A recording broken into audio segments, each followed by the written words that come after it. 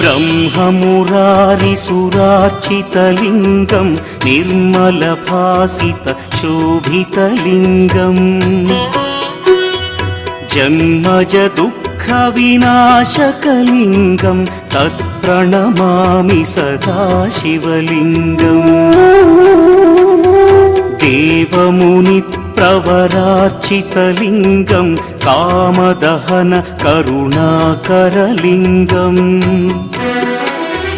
रावणदर्पविनाशकलिङ्गं तत्प्रणमामि सदा शिवलिङ्गम्